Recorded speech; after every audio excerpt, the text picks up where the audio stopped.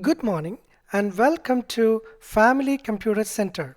In this video, we are going to discuss about how to use the scene statements to initialize the variable in interactive mode. So in this source file, you can see I have declared two variables, one for reading the name of the employee and the second for reading the age of the employee. So our target is to read the value interactively from the user. That means when we execute the program, it should ask the user to enter their name and age. And when they enter their name and age, it should go to the corresponding variables. So first we will have a statement asking the user to enter their name. For that we will use a cout. So in cout we'll be saying like your name. Okay, so that's just a statement asking the user to enter their name. Okay, and when they enter the name, that name should go to the employee name variable. So we will use is another statement with cin. Okay, so I'm just writing cin emp name. Cin stands for standard character input device. In the case of C++, that's a keyboard. Okay, so you can see cin, and this is called input operator. So this one was called output operator. Do you remember what was the purpose of output operator?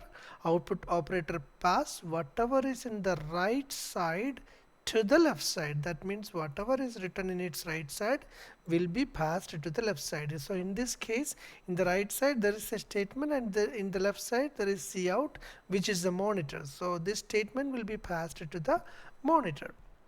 Okay, so input operator does just the opposite of that. So it will pass whatever is in the left side to the right side. So in the left side it's the keyboard. So from whatever coming from the keyboard will be passed to this right side. Right side there is a variable which is a memory location. So the value coming from the keyboard will be passed to the variable.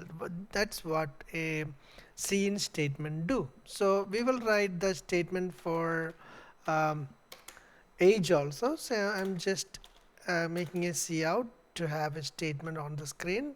So I'm just giving your age, then semicolon, then I am giving cin to the age variable. So here you go. So this is how you read the values interactively from the user. Let's try to compile this. So I have already saved the document, so no need to save it again. Then you can see compiling is success. There is no errors, there is no warning. So let me try to execute this program. So for executing, I click this run button. So it is asking your name, then I'm giving Joji, then your age, I'm giving 35. Nothing happened, right? Because we haven't written anything after this, correct? So if you're writing some more codes after this, it will be executing that codes also. In this case, it is accepting the name Joji to the variable employee name and 35 to the variable age. Okay, so let me try to write some more code to test whether we have received the value in the variable or not. So I will write one more cout statement /n hello, then I'm giving output operator again. This is called a cascading employee name, and I'm saying like you are age years old.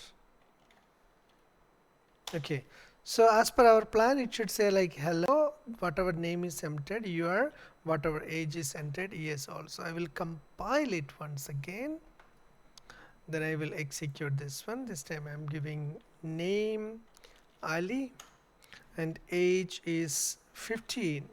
So it is saying hello Ali, you are 15 years old, correct? So this statement is printed. So we can confirm that the name Ali goes to the variable employee name and age 15 goes to the age variable. Hope you enjoyed the lesson. Thank you so much for watching, and make sure that you subscribe to our channel so that you will not miss any further video we post. See